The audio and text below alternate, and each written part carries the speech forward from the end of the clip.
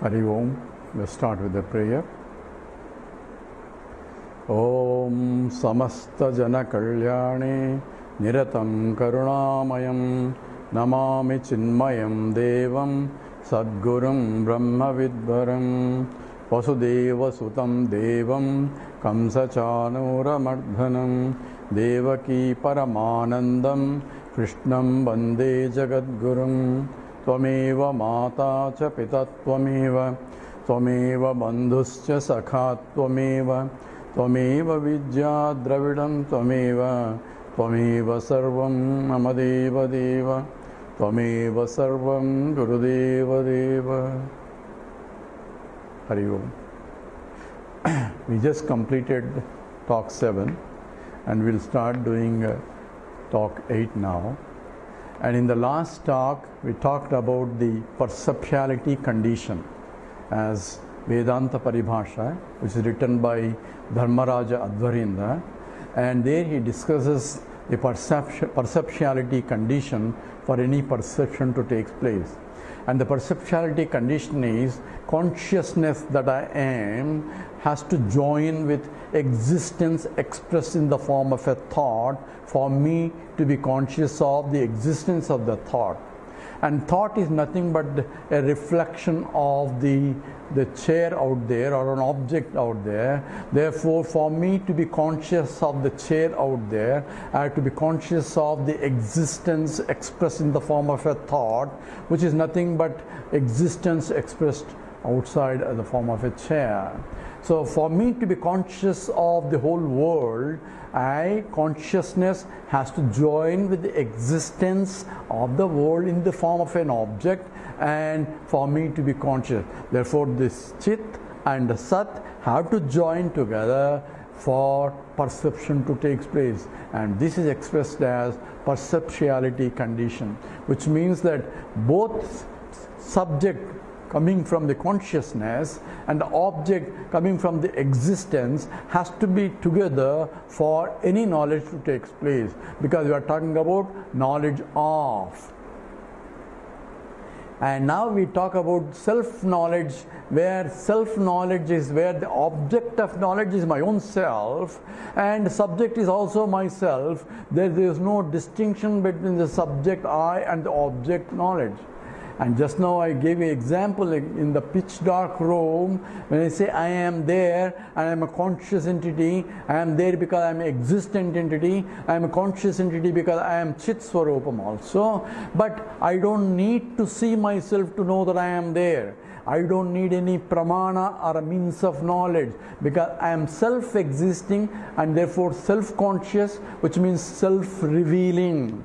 I don't need a light to see a light. Light itself is self-revealing. I am in the form of a light, Jyoti, and I am Swayam Jyoti. I am self-shining and I can illumine everything else, but I don't need to illumine myself because I am nature of the illumination itself. So I don't need any pramana for me to know. But then why do I need a self-knowledge? How do I get a self-knowledge? Or is there a process to get knowledge, self-knowledge? This has to be clearly understood what exactly means self-knowledge.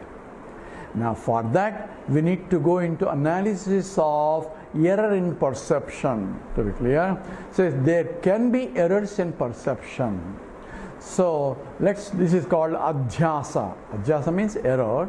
And whenever I see in any knowledge there is an error involved, that means I am not getting a prama. Prama means valid knowledge. I am getting a brahma. That means a false knowledge. And this is what we need to pay attention a little bit. And to give this analysis, a simple example is taken in the scriptures. In fact, several examples are given, and one common example is when I am walking in the semi-dark room. It's not completely dark or it's not completely bright. When I'm walking in the alley in the semi-dark room, I suddenly step on something soft. It seems to be about 5 feet long, and it's semi-dark, and I suddenly realize I heard a lot of snakes go around in that place, and when I stepped something soft, I am saying, oh my God, I stepped on this snake, and fear comes, my blood pressure goes up, and I try to run away as quickly as possible away from the snake. And for me, I am seeing a snake there. And some other person who has a better vision and says, there is no snake, it was a rope. And I ask, if it is a rope, how come I am seeing a snake? That's also yes. Why are you seeing a snake when it is a rope? So there is a conflict between what he says and what I am seeing, or my experience contradicts his experience. And therefore, we need to know who is right and what is the object correctly. So we need an inquiry is required when a doubt arises about the object that I am perceiving. And for that, I need a better vision because I could not see, it is semi-dark. So I use a flashlight now and go and see, and then I find it is not really a snake, but it is a rope. Then what happened to the snake? Snake went away where it came from. If there is a real snake that went away, it's not a rope, it's a real snake. Snake came from my mind projection and the object there. For me, the snake is out there, not in my mind. But the thought of snake is coming from my mind, and I thought it is a snake based on the information that I have. So now I know it is not Brahma, it was a Brahma. Because it is a false knowledge, and the falseness is falsified by knowing the truth. All that factors are involved. Why didn't I see the snake, and why am I seeing a snake instead of a rope? Because the environment is not conducive enough, and the information that I am getting are not complete enough to say it is a rope and not a snake. So now let's analyze this problem a little bit more carefully. So what I am seeing is, as I said, in every object, I am only seeing the attributes of the object. So when I see a rope, what I am seeing, the light falling on the rope, getting reflected, and the reflected information is 5 feet long. It is lying on this one. It may be a multicolored rope that is lying there, and all that information I am getting. So I am only getting attributes, but not complete attributes, that it is an inert entity and not a rope. And when I stepped on it, it was a soft. So information of whatever the information, it is soft, 5 feet long, it's lying on the alley, and it looks like a snake. So the attributes that I am getting are not able to distinguish or separate a snake from a rope. They are partial attributes, and since I am afraid of the snake, I immediately conclude it is a snake and not a rope. That means the attributes are not complete enough to indicate the object as it is. It is saying that there is an object, because it's enough that there is some object which is 5 feet long. It's still 5 feet long snake now, snake or a rope, but it is soft also, but information is not complete to distinguish from a rope from a snake. So going back to our perceptual process, the senses are bringing reflected attributes of the object, and the reflected attribute should be representative of the object, and based on that, a volition and a cognition of an object. There is an object, and this object has these attributes. That becomes a cognition. And recognition comes from the fact that I go to the memory in my past and see, is there an object with that attributes? It says, yes, this is a rope. No, this is a snake. So attributes of the object that I am seeing now, the cognitive process from which I am identifying an object with particular attributes, is compared with the memory, and in that memory I identify this, yes, this is a snake or this is a rope. That's called recognition process. So recognition involves a mental activity of going back. Sometimes my memory may not be sufficient, or I'm not able to reflect or bring in back from my memory what this object is. Hey, I think I know it, but I don't remember what it is. That means I know the attributes of the object, but from my memory data bank, I'm not able to pull that information from which I can recognize the object. When I see my object for the first time and see the attributes, I am only getting a cognitive process, and information says, beta, this is a cow, this is a horse. So from the attributes and the object that I am seeing, I am now giving a name and storing the name and the form in the memory. Next time I see a same object with similar attributes, then I can recognize that based on the cognitive process. Now in this, error in the perception occurs because the information that I am getting, the attributive content of the things that I am perceiving through the sense organs are not sufficient. I may be colorblind, so I am not seeing the object as it is. I am seeing what I see only and say that is the object there. I see it, therefore it is there. Not because it is there, therefore I am seeing. So therefore the objective understanding is only based on the information that I can get.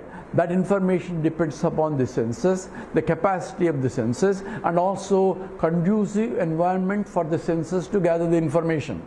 If the environment is not conducive enough, then the errors in perception can occur where I may wrongly recognize that it is a snake instead of rope.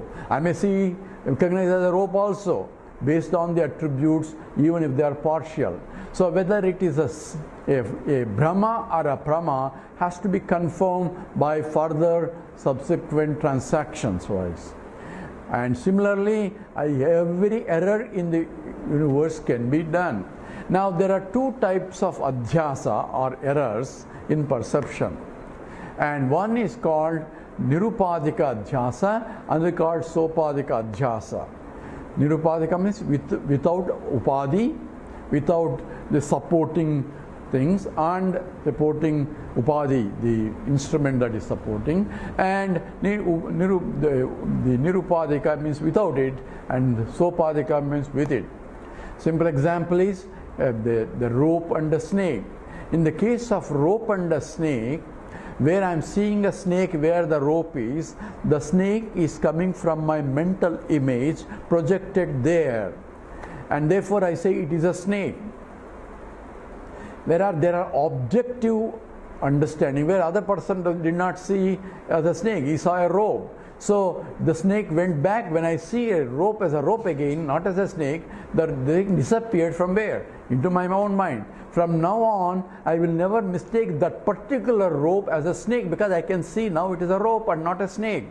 Although that snake vision has created all other problems in my body, anxiety, fear, blood pressure, everything which are tangible, yet this is only mental projection of my own mind. It's called pratibhasika error. This is my own projection, a jiva srishti. The snake is created by my own mind, where this particular snake and the particular place. We'll come back more about it a little later. But there are also other adhyasas which are objective errors, but not created by my mind, but by the total mind. Simple example is the mirage water.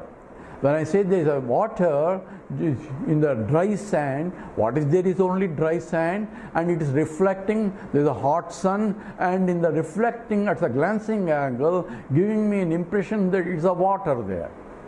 So when I go after water, I become more thirsty only. So when I try to go there and found out it's only a dry sand, not even a wet sand, then I recognize that what I saw was really an error. That's why it's called mirage water. But just because I know now that it is no water, it's only dry sand, I can still see as a water, as a mirage water, knowing very well it's not mirage water. In this case, the perception or the Brahma does not go, because it's not created by my mind, it's created by the total mind. And therefore this type of errors will not go. It will remain as it is because it comes under Ishvara Srishti. Other example is sunrise and sunset. I am seeing sunrise and sunset, whereas the Shastra means the science, says the sun neither rises nor sets. It is only earth rotating around. But knowing very well that sun does not rise and does not set, still I can see sunrise and sunset and still enjoy the beauty of sunrise, knowing very well it is not, there is no sunrise and sunset. Because the sunrise and sunset is not a creation by my individual mind. It is the total mind, which is, we call it Ishvara. So Ishvara Srishti is different from Jiva Srishti. Ishvara Srishti called Vyavaharika Adhyasa, which is same as Sopadika Adhyasa, and the Jiva Srishti is Nirupadika Adhyasa or Pratibhasika Adhyasa, or errors in my subjective errors. There is an objective errors and there is a subjective errors. The difference between the two is, when I know the truth, then the subjective errors will not be there. That particular error will not be there. So there is no more, I don't perceive the snake anymore, but I perceive only as a rope from then on, that particular rope that appeared to me as a snake. Whereas the other adhyasa, Ishvara Srishti, will still remain, but now I have a knowledge now to know that it is adhyasa. Knowledge that it is not really real, it's only apparently real. What is real is only a dry sand, there is no really mirage water, and there is no really sunrise and sunset. And when you are traveling in a train, you see the trees going in the opposite direction. Trees don't move, it is the train that is moving. All these are relative motions, and all that is only Ishvara Srishti Adhyasa. They remain still in spite of the fact that I know they are not really real.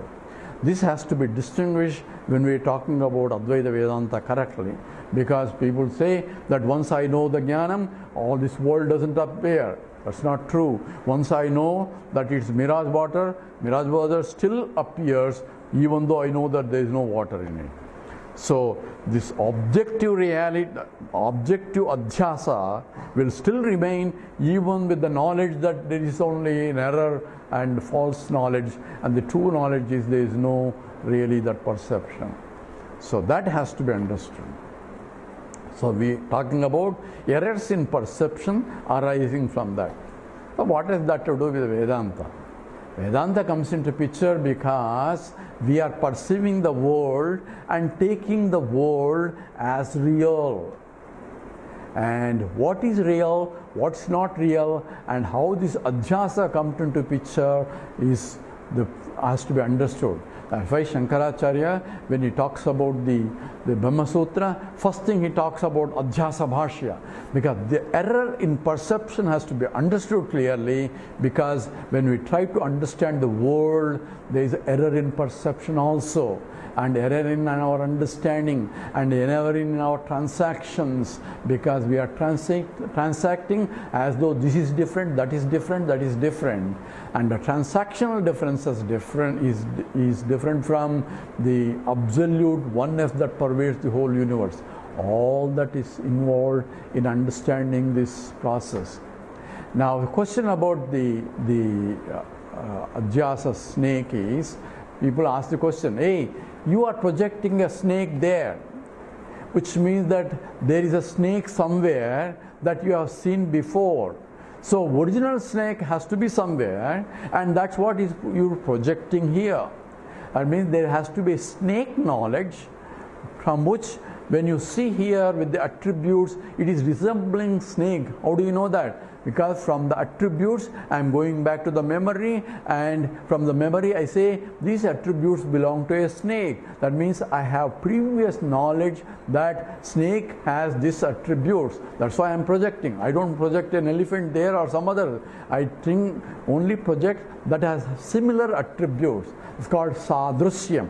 That means the original object and the one that I am projecting, there has to be similar.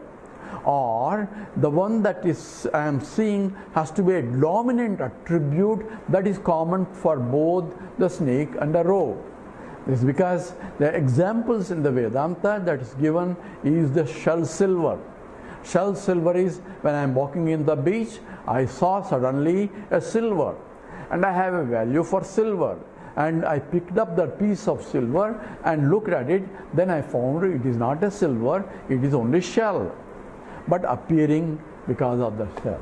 So what happened? It is an adhyasa now. At the same time, I am seeing originally as a silver because the silver is a dominant, the silveriness is a dominant attribute coming from silver as well as from the shell. So when my perception in the light or whatever that light, I am seeing suddenly reflection as though reflecting silver, since this is a dominant, all other attributes of the shell I am not paying attention to, I am paying attention to the dominant factor, and from that I am making a judgment call, and therefore I say this attribute belongs to silver, therefore there is a silver. And when I picked it up, and I found other attributes that did not belong to silver, and attributes because now I can see the other side of this and all the shape and all that is coming. Therefore, other attributes of the shell are also coming, and now including the silveriness, I am seeing other attributes that negates that it is a silver, but it is a shell which is appearing with the silveriness on one side. I am not rejecting the attributes of the object. I am only rejecting my conclusion, the recognition of the object based on partial attributes that I am getting. So adhyasa, error in perception, can come when attributive content are not discriminative enough to differentiate what is real object and what is a false object there. I take the false as real, and therefore I am picking up that shell, thinking that is a real shell, until the further transaction proved that it is not really a shell, but it is a shell. Now in the next talk we will go into the details of why this perception and errors in the perception become important for understanding the philosophy also. Why this adhyasa is become a prominent factor in my transactional world, taking unreal as a real, because that is due to Brahma and not a Brahma. This will stop here. Let's do the Shanti part. Om Purnamada Purnamidam Purnat Purnamudachyate Purnasya Purnamadaya Purnameva Vasishyate. Om Shanti Shanti Shanti. Harihi Om. Sri Gurubhyo Namaha. Harihi Om.